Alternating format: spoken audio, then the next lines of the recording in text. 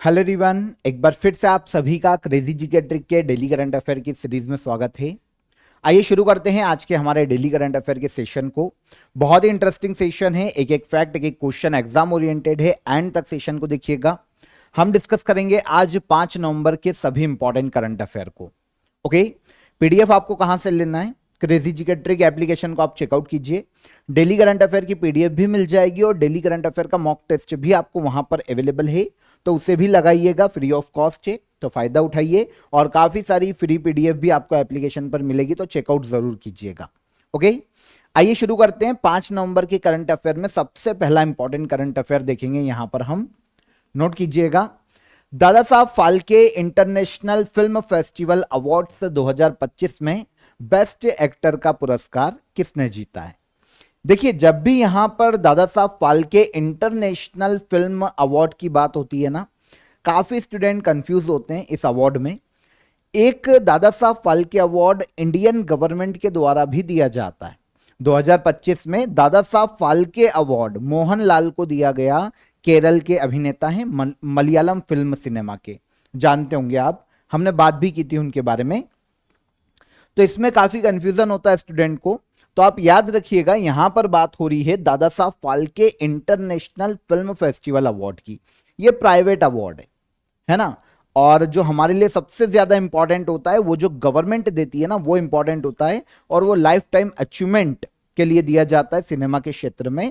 तो हर साल किसी एक व्यक्ति को मिलता है, वो भी किसी ऐसे को जो कि बहुत ज्यादा एजेड होता है, क्योंकि लाइफ टाइम कंट्रीब्यूशन के लिए दिया जाता है। तो अभी मोहनलाल को दिया गया 2025 में, 2024 में मिथुन चक्रवर्ती को दिया गया था। तो इस तरीके से वो दादा साहब फाल्के अवार्ड अलग है। यहां पर दादा Saheb Phalke international film festival award की बात की जा रही है। इसमें बेस्ट एक्टर का जो अवार्ड है ये कार्तिक आर्यन को दिया गया, फिल्म अभिनेता। तो वहां पर तो एक ही अवार्ड मिलता है, लेकिन इस अवार्ड में काफी सारी कैटेगरीज है। उन कैटेगरीज की यहां पर हम बात करेंगे। तो अभी मुंबई में आयोजित किया गया था Dada Saheb Phalke international film festival award. Kartik Aaryan को उनकी मूवी चंदू चैंपियन के लिए बेस्ट एक्टर का अवार्ड दिया गया। इसके अलावा बेस्ट एक्ट्रेस की बात करें हम, तो ये कृति सेनन को दिया गया अवार्ड। बेस्ट फिल्म की बात करें तो ये स्त्री 2 को दिया गया। और बेस्ट डायरेक्टर की बात करें तो ये दिया गया है कबीर खान को चंदू चैंपियन के लिए। अदर भी काफी सारी कैटेगरीज है, लेकिन यहां पर यही पूछी जाएगी, इनसे ज्यादा कैटेगरीज नहीं पूछी जाती है। तो best film Stree 2, best actor Kartik Aaryan, best actress Kriti Sanon और best director Kabir Khan. Award कौन देता है? तो Dada Saheb Phalke international film festival award ये देता है Dada Saheb Phalke international film festival award organisation, एक प्राइवेट ऑर्गेनाइजेशन है। ओके, तो इसकी शुरुआत की गई थी इंटरनेशनल फिल्म फेस्टिवल अवार्ड की 2016 में। 2025 में यह दिया गया कार्तिक आर्यन को बेस्ट एक्टर का दादा Saheb Phalke international film festival award. Confuse मत होना, क्लियर कर दिया है मैंने आपको। अगला क्वेश्चन देखिए, सुनामी अवेयरनेस डे हर साल कब मनाया जाता है? पूरे वर्ल्ड में लोगों को सुनामी के प्रति अवेयर करना, स्पेशली ऐसे देश जो कि या तो समुद्र के तटों पर स्थित है या फिर आइलैंड कंट्री है, फॉर एग्जांपल जापान। तो ऐसे देशों में ऐसा इंफ्रास्ट्रक्चर बनाना बहुत जरूरी है जो कि सुनामी को आसानी से झेल जाए। क्योंकि नॉर्मली जब सुनामी आती है ना, तो सबसे ज्यादा नुकसान होता है इंफ्रास्ट्रक्चर को। तो ऐसा इंफ्रास्ट्रक्चर बिल्ड किया जाना चाहिए ऐसे देशों में जो कि सुनामी रोधी इंफ्रास्ट्रक्चर हो। तो सुनामी के प्रति लोगों को अवेयर करना, इसके प्रति कैसे इससे निपटा जा सकता है, कैसे हमको कम से कम लॉस हो, इसके प्रति लोगों को अवेयर करना वर्ल्ड सुनामी अवेयरनेस डे की थीम है। हर साल ये जो डे है 5 नवंबर को ऑब्जर्व किया जाता है।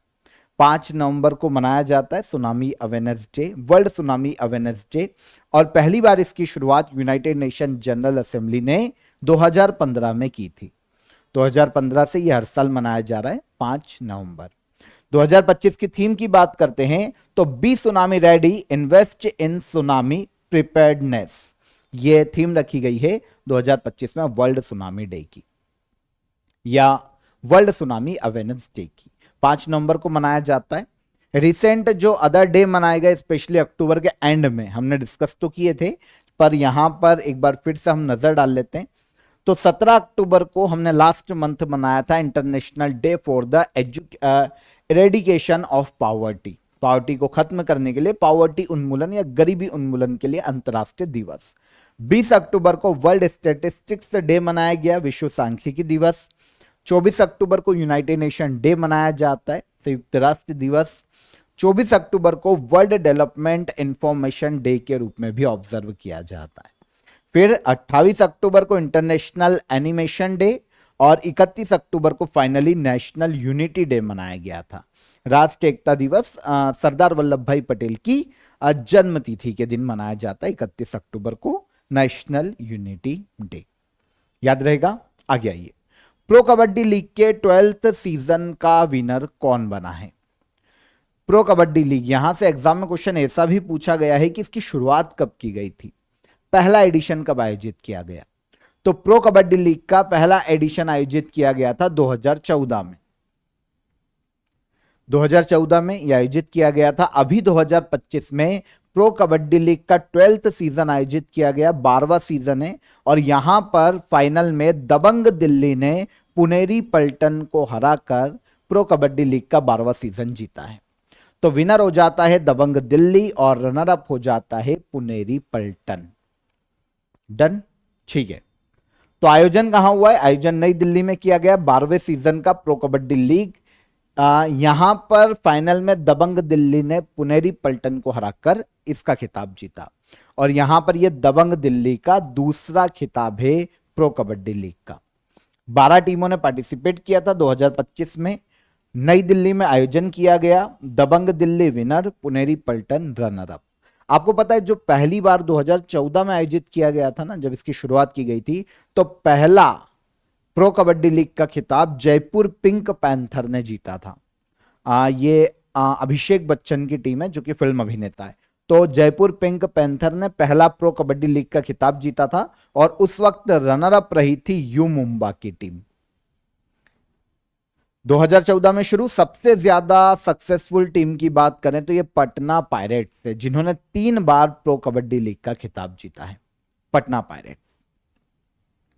ऑफर ऑफ द डे में आप सभी के लिए रेलवे एनटीपीसी एग्जाम के लिए कंप्लीट पैकेज यहां पर अवेलेबल है, जहां पर आपको ई बुक मिल जाएगी बायलिंगुअल, जनरल अवेयरनेस, मैथमेटिक्स और रीजनिंग को मिलाकर। तो जो भी एनटीपीसी के एग्जाम की प्रिपरेशन कर रहे हैं, लास्ट टाइम रिवीजन के लिए आप इस ई बुक को ज्वाइन कर सकते हैं। बहुत ही शॉर्ट में बहुत ही इफेक्टिव कंटेंट आपको यहां पर देखने को मिलेगा। आपकी फाइनल जो स्कोर है ना, उसको बढ़ाने में आपके लिए पैकेज काफी मदद करेगा। तो डिस्क्रिप्शन में मैंने आपको इसकी लिंक दे दी है, वहां से आप डायरेक्ट क्लिक करके इसे अवेल कीजिए। हिंदी और इंग्लिश दोनों ही लैंग्वेज में आपको ये ई बुक मिल जाएगी PYQs विथ एक्सप्लेनेशन के साथ में। तो काफी अफोर्डेबल प्राइस में अभी के लिए ये आपको मिल रही है। डिस्क्रिप्शन में लिंक है, वहां पर क्लिक करो, डायरेक्ट अवेल करो। कोई भी हर्डल या आपको कोई भी क्वेरी है तो हेल्पलाइन नंबर पर आप कॉल कर लीजिए, ठीक है। तो ज्वाइन कीजिए, डिस्क्रिप्शन में लिंक पर क्लिक करके डायरेक्ट अवेल कर सकते हैं। हम चलते हैं हमारे अगले क्वेश्चन की तरफ। पहला RK लक्ष्मण उत्कृष्टता पुरस्कार किसे प्रदान किया जाएगा?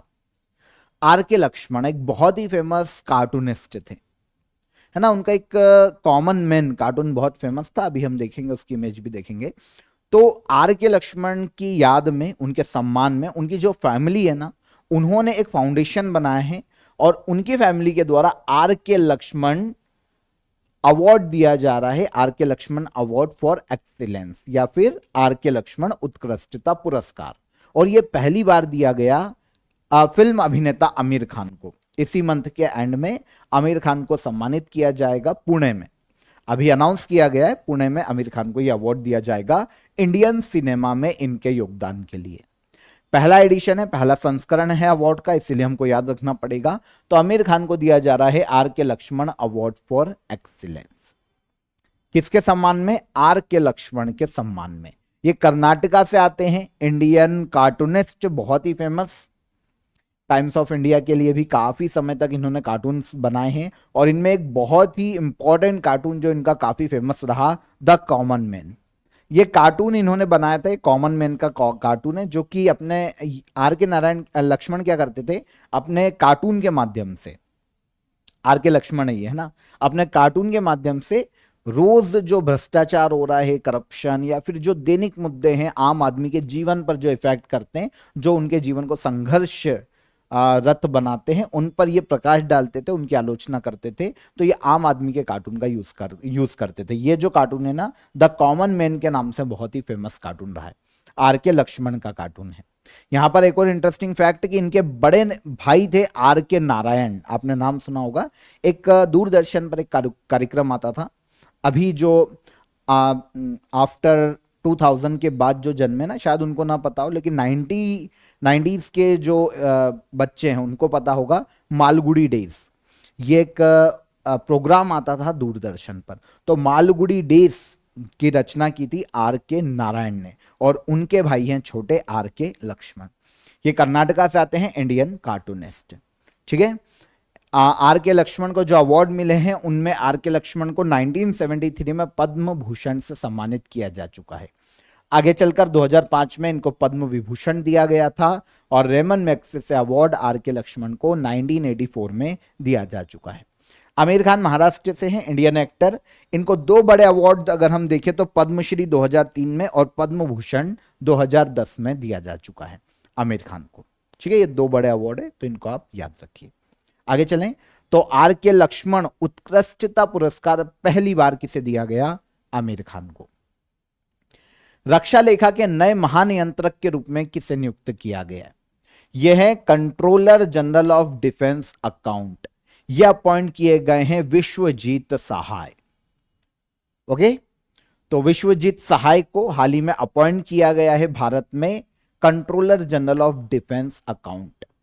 डिफेंस जो हमारा आर्मी है, चाहे वो नेवी हो, जो हमारी एयरफोर्स हो, आर्मी हो, इन सभी के जो अकाउंट्स है उनको मैनेज करना, उनकी कोई भी रिक्वायरमेंट है तो उनको डिफेंस मिनिस्ट्री तक पहुंचाना, डिफेंस मिनिस्ट्री को सलाह देना, आर्मी के खर्चों से रिलेटेड, आर्मी के खर्चों की अकाउंटिंग करना, है ना। ये सारे काम controller general of defence accounts के द्वारा किए जाते हैं, इनके अंडर में होते हैं। तो इस पद पर अभी विश्वजीत सहाय को अपॉइंट किया गया। अभी तक राजकुमार अरोरा इस पद पर थे, जिनको रिप्लेस किया है विश्वजीत सहाय ने। तो पद के बारे में आपको नॉर्मली पता चल गया। डिफेंस के अकाउंट डिपार्टमेंट का हेड होता है controller general of defence account. ठीक है, मिनिस्ट्री ऑफ डिफेंस के अंतर्गत ही ये कार्य करता है। ये जो पद है ये फॉर्म किया गया था 1 अक्टूबर 1951 में, और नई दिल्ली में इसका हेडक्वार्टर है। मतलब ये जो अकाउंट डिपार्टमेंट से डिफेंस का इसका हेडक्वार्टर, जहां पर हेड भी रहता है। तो वर्क आपको पता चल गया, आर्मी, नेवी, एयरफोर्स और डीआरडीओ के बजट को मैनेज करना, मिनिस्ट्री ऑफ डिफेंस तक फाइनेंशियल मैटर्स जो हैं आर्मी के या हमारे जो आर्म्ड फोर्स के उनको पहुंचाना, डिफेंस पेंशन देना, और इसके अलावा मिलिट्री के खर्चों को ऑडिट करना और अकाउंटिंग करना। यह काम होता है अकाउंट डिपार्टमेंट्स का, और उसी के हेड हैं controller general of defence account, जिसके पद पर अपॉइंट किया गया विश्वजीत सहाय को। डन। आगे चलेंगे। हाल ही में 5.8 तीव्रता के भूकंप के कारण चर्चा में रहा निग्रोस आइलैंड किस देश में स्थित है? तो अर्थक्वेक के कारण अभी दक्षिण पूर्वी एशिया में एक आइलैंड कंट्री जिसका नाम है फिलीपींस। ठीक है, दक्षिण पूर्वी एशिया में देखने को मिलता है फिलीपींस, वेस्टर्न पैसिफिक ओशन में आइलैंड कंट्री। इसका एक द्वीप है जिसका नाम है निग्रोस आइलैंड। यहां पर 5.8 तीव्रता का अभी भूकंप नोटिस किया गया है रिएक्टर पैमाने पर। ठीक है, जिसके कारण नेग्रोस आइलैंड अभी चर्चा में था। यह पूरा फिलीपींस का एरिया है। ये अगर हम देखें तो पैसिफिक ओशन का वेस्टर्न एरिया है, और एशिया से अगर हम देखेंगे तो ये एशिया के दक्षिण पूर्व का एक देश है। इसका आइलैंड है फिलीपींस का निग्रोस, जहां पर 5.8 मैग्नीट्यूड का भूकंप आया है। ओके, फिलीपींस का चौथा सबसे बड़ा आइलैंड है निग्रोस।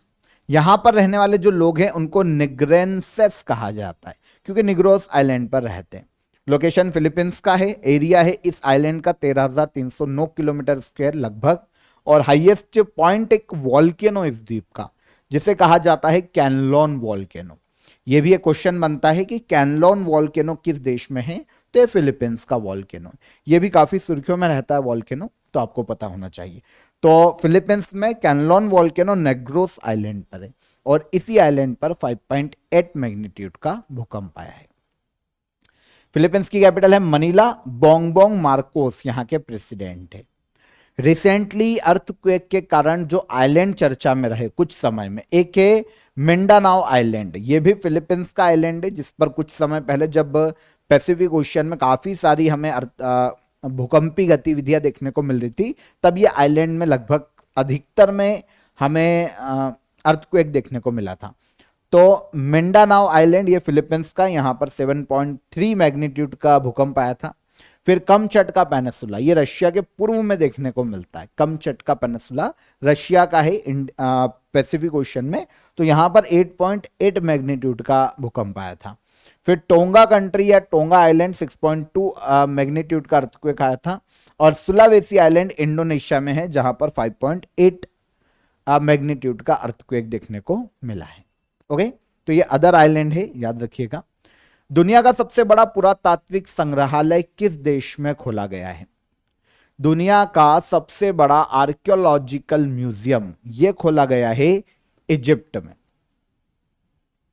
इजिप्ट, मिस्र को इजिप्ट के नाम से जाना जाता है। दुनिया का सबसे बड़ा आर्कियोलॉजिकल म्यूजियम खोला गया है यहां पर, पुरातात्विक संग्रहालय। इसको बनने में 2 डिकेड का समय लगा है, लगभग 20 साल लगे हैं इसको। और इसमें टोटल कॉस्ट आई है बनाने में $1 बिलियन अमेरिकी डॉलर की, जो कि काफी ज्यादा होता है। ओके, तो ये दुनिया का सबसे बड़ा आर्कियोलॉजिकल म्यूजियम है, इजिप्ट में बनाया गया है। इजिप्ट में ये गीजा के पिरामिड के पास देखने को मिलता है। इसका total area 5 lakh square metre के आसपास है म्यूजियम का। टोटल अगर हम एरिया देखें तो 5 लाख स्क्वायर मीटर के आसपास इसका एरिया है।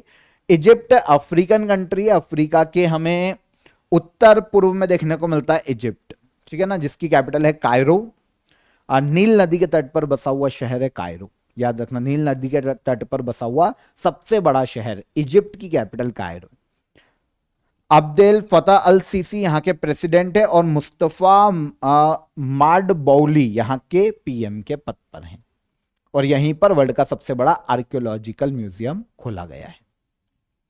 फ्रांस सरकार द्वारा भारत के किस व्यक्ति को प्रतिष्ठित नागरिक सम्मान शेवेलियर डे अलार्ड National du merit, night of the national order of merit के नाम से इसे जाना जाता है, इससे सम्मानित किया गया?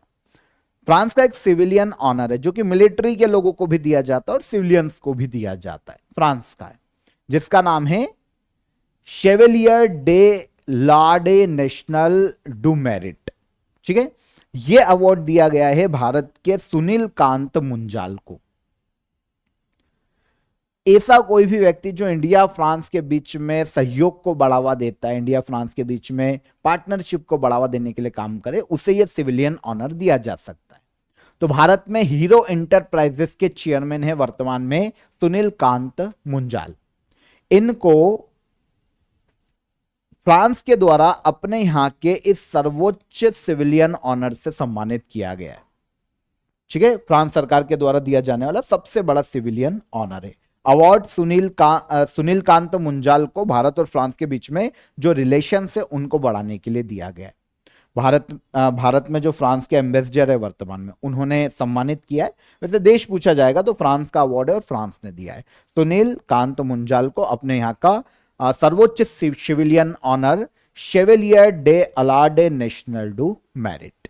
ठीक है, यह अवार्ड फ्रांस की गवर्नमेंट के द्वारा किसी मिलिट्री या सिविलियन के व्यक्ति को दिया जा सकता है बेस्ट सर्विस के लिए, या तो फ्रांस में सेना में बेस्ट सर्विस की हो या फिर फ्रांस के लिए कोई काम किया हो। तो अभी इस बार एक इंडियन को दिया गया, इसलिए इंपॉर्टेंट हो जाता है।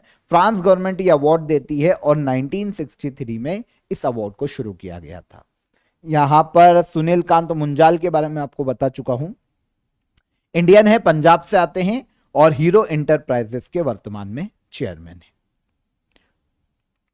भारतीय मानक ब्यूरो के डायरेक्टर जनरल को नियुक्त किए गए? ब्यूरो ऑफ इंडियन स्टैंडर्ड, भारतीय मानक ब्यूरो। काम क्या होता है? अब फूड पैकेट पर जो उसकी क्वालिटी चेक का काम होता है ना, वो भारतीय मानक ब्यूरो का होता है, bureau of Indian standard. Food हो, सोने चांदी पर जो आप हॉलमार्क देखते हैं, किसी भी चीज पर ISI का मार्क देखते हैं, तो ये सारी जो चीजें ना वो भारतीय मानक ब्यूरो देखता है ना।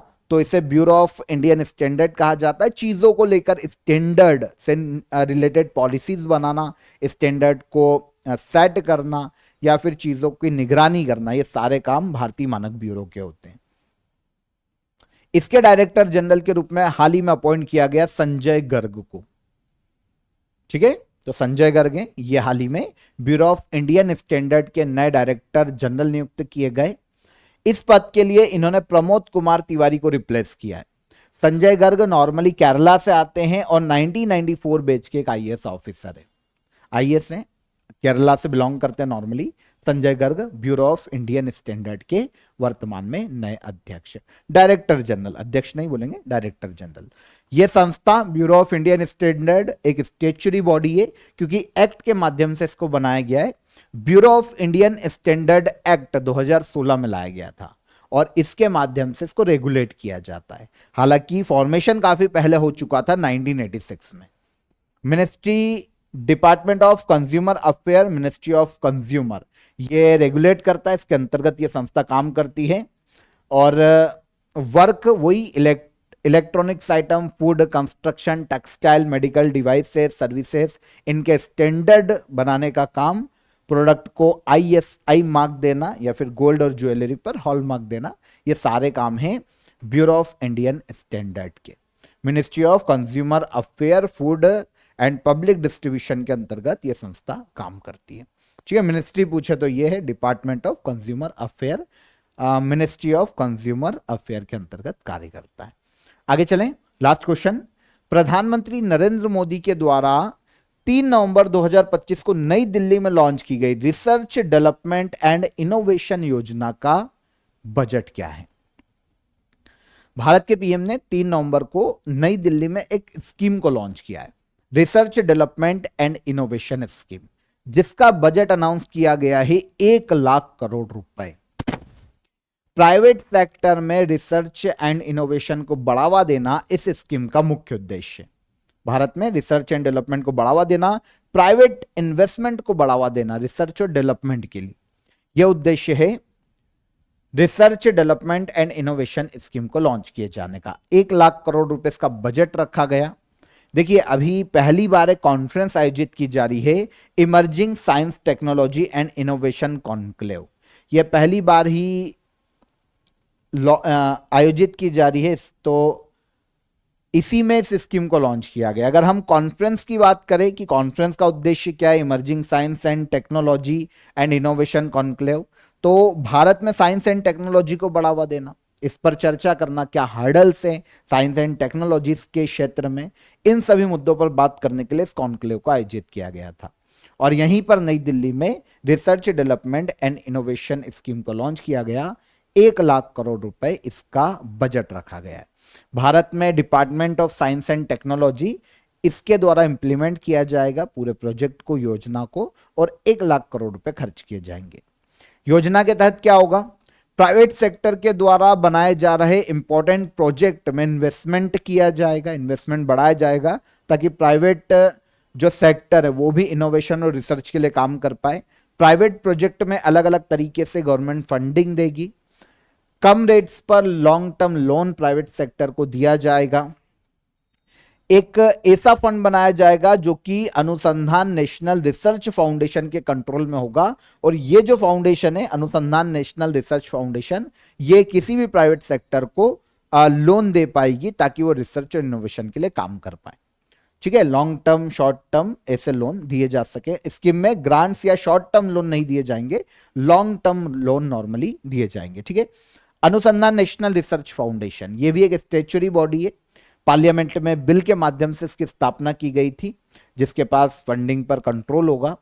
अनुसंधान नेशनल रिसर्च फाउंडेशन 2023 एक्ट के तहत 2023 में अस्तित्व में आया था।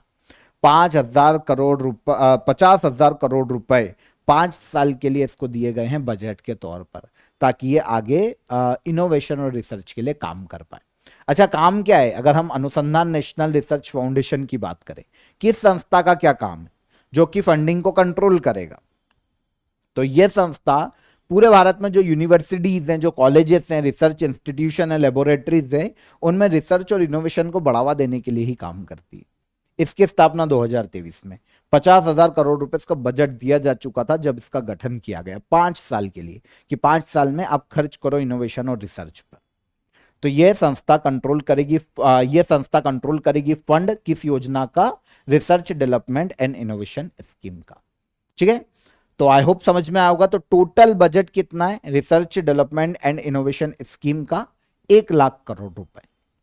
तो यहां पर हमारे 5 नंबर के हमने सभी करंट अफेयर डिटेल में डिस्कस किए, आई होप आपको समझ में आए होंगे। अब हम चलेंगे लास्ट डे के करंट अफेयर को रिवाइज कर लेते हैं एक बार। 2025 महिला क्रिकेट वर्ल्ड कप में प्लेयर ऑफ द सीरीज का खिताब किसे दिया गया, तो यह दीप्ति शर्मा को दिया गया था।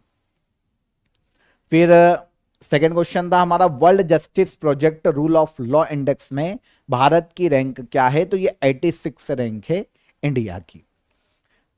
17th गृहा शिखर सम्मेलन का आयोजन कहां किया जा रहा है, तो इसका आयोजन किया जा रहा है नई दिल्ली में, हो चुका है वैसे ये। तंजानिया की नई प्रेसिडेंट कौन बनी है, तंजानिया की नई president Samia Suluhu Hassan appoint की गई। रामदरश मिश्र जिनका हाल ही में निधन हो गया, किस क्षेत्र से संबंधित थे, तो ये संबंधित थे लिटरेचर, साहित्य।